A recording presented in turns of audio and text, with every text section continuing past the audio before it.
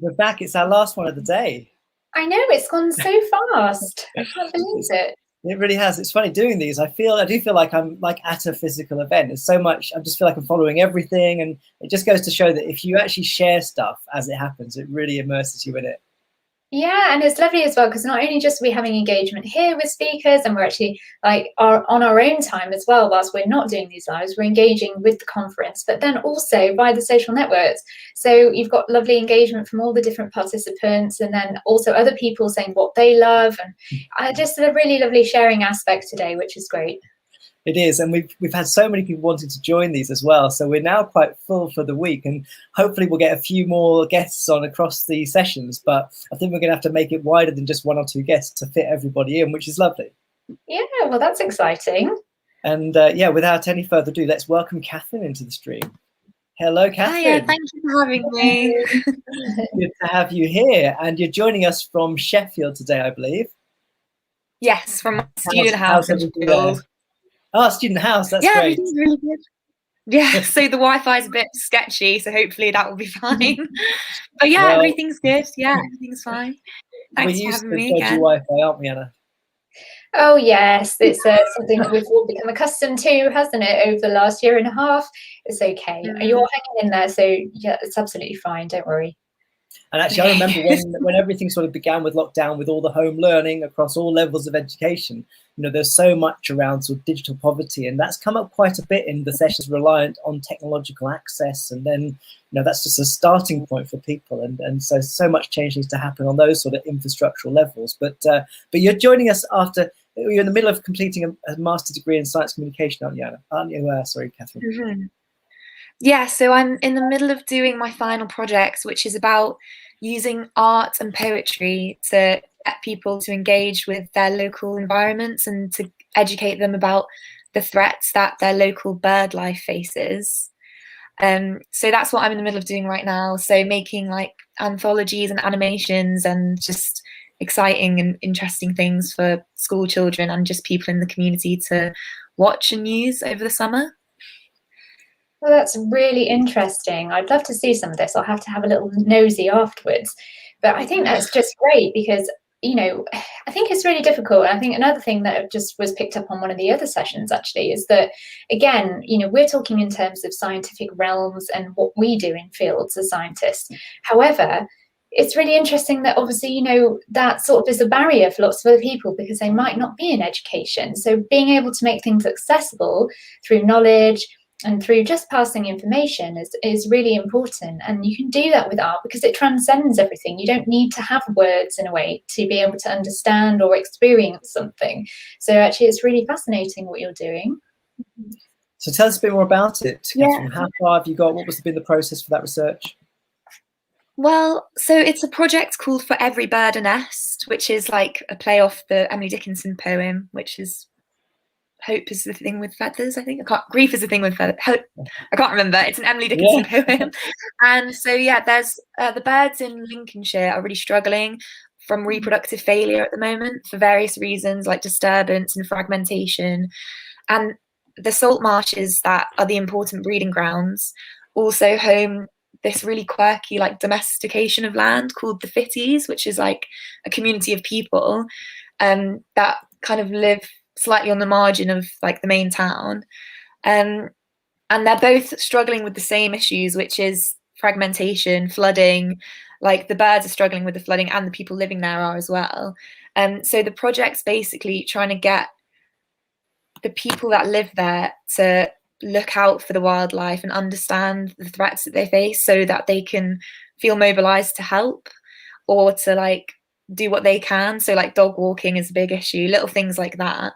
Because I think science and art is often taught as like a dichotomy, like two really separate things, when actually I think they overlap quite a lot because it's all about attention to detail and like trying to understand the world around you. So I just think it's a really nice way of making science, which is often quite complicated and distant and like often overwhelming if it's to do with climate change, just making it more accessible for people and making people feel less intimidated by it. Yes, I know, and I think it's finding somewhere to start, isn't it? And by doing something like this and having that engagement with communities, because it's strange, isn't it? When we watch the news, we often forget that that news is happening somewhere in reality, somewhere in the world, but it's only news normally when it's news happening to us. So because when it is, and when you're having that kind of engagement like there, you're saying it's impacting the locals and it's impacting the bird life. So they have that connection already. It's there and it's integral to that community structure. So being able to, being able to engage those people with that and also making it accessible is really key. Definitely. So have you attended the previous session that was, I just saw one that was on engagement and participation. Were you in that one too, Catherine? Yeah, I was. I really liked the bit about theatre, using theatre to get people to engage with democracy. Just things like that, I think, can be really useful, because I did an undergraduate in biology and I wasn't even aware of that science policy interface really, and I was studying science. So I feel like there's such a lack of kind of communication between like the small community of people that understand science and policy and the general public who are affected by it, especially because it's all good doing science in a lab, but you need that like communication with policymakers to make anything actually happen. So I think for COP26 to be happening this year is kind of a weirdly great opportunity for this government, because the pandemic's been so horrible that people have kind of turned to nature. People, like, I definitely went out into nature more, and like people were able to reevaluate priorities, I think. So, and like the young people are really vocal now, obviously with all the strikes and stuff, and I feel like they think it's an intergenerational like injustice. And because COP26 is happening here now, I just feel like the government can commit to like actually listening to people and can just prove that they are listening and that they're not just ignoring all these young people that feel kind of left behind. Yeah, definitely. And I think that's partly what this event's all about. Climate Expo is, of course, a partnership between research and educational institutions, with the COP26 universities being, I think, quite an unprecedented community of people that are trying to do more than previous years to actually bring this to public attention. And I know, Annie, you do lots of volunteering work, and I guess do you see that there is a sort of groundswell of people that want to make major commitments? I saw in one of the presentations that people want to make commitments, but they need to be helped and enabled and empowered to do so. Yeah, I think that was one thing actually that came up in one of the previous sessions in terms of inclusivity and engaging people. And actually, at the same point, really, is that, we have to make things more inclusive. It can't just be within a realms of science and it not filter down. And having that education is really key. And starting as well with younger children. And also, we can't wait until they get to university level before we start bringing in kind of climate strategies and also kind of just involving them in these key kind of principles around climate issues at such a late stage, because it's a bit too late then. So starting when they're a lot younger is a great opportunity, really. What's not fun about being outside and enjoying things and being, getting covered in mud and all that? It's great when you're a kid, and like we shouldn't lose that wonderful sense of magic that we have in connection with nature and just leave it to go by the wayside. It would be nice for it to continue. I mean, it makes me wonder, Catherine, what are the age groups you've been working with your project? So it's initially it was going to be just community based, so like on the beaches, just where the salt marshes are, but we're going to send ID guides into schools, so it's like GCSE level, when they're kind of learning about poetry and learning about analysing poetry. And I feel like even compared to when I was that age, which was only like 6 years ago, young people seem so much more clued up about these issues now.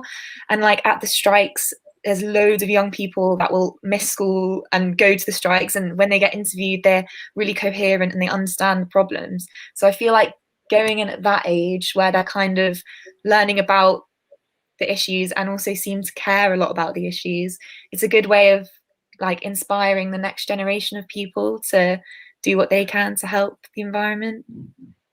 Yeah, definitely. And are you someone that goes out on protests and activism? Is that part of your sort of day-to-day? Yeah, sometimes I do. I do enjoy it. Like, it's a nice place to meet people that are similar as well.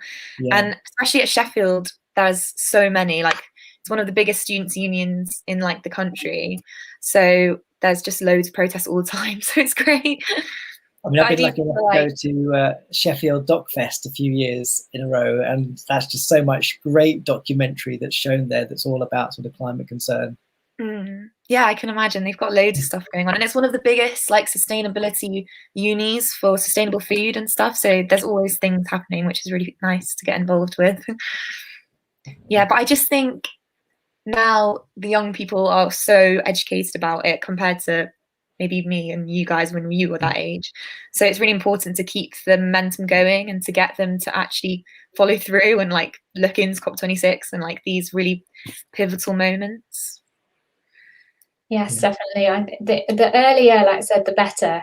And a lot of them are really clued up. I go to lots of events outside of this, so it's, you know, really lovely to see a much younger generation, you know, than pre-university, and they are so clued up. And some of them are specialists, and they're only like 14 years old or 11 years old. And you know, I find that quite amazing, really, in itself, that these younger people already have such a breadth of knowledge about a species, or you know, something in their neighborhood, or like the history behind something, and they're really passionate. And what's lovely is that those communities, through online and social, you know, get-togethers, because we haven't been able to get together properly or go out and do things together, they have enabled those younger audiences to really come forward and also just engage with one another and make new friends and new communities of other people who are into that strange wiggly worm that they're into. And you know, it's just really, it's been really adaptive, I think, this whole process, obviously through the awfulness of everything that we've experienced.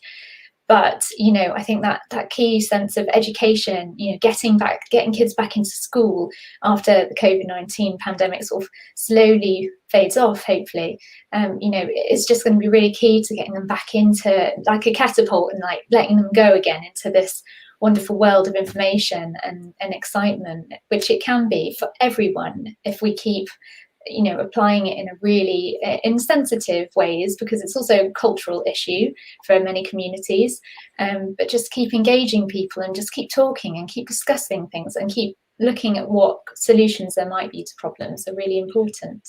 I mean, I thought one of the powerful things in that session, Catherine, I don't know about you, but a lot of the speakers spoke about artistic practice and participatory arts, especially, as central to sort of participatory democracy. Is that a sort of vision that you see as critical here? And also just thinking about bringing new imagination into finding solutions.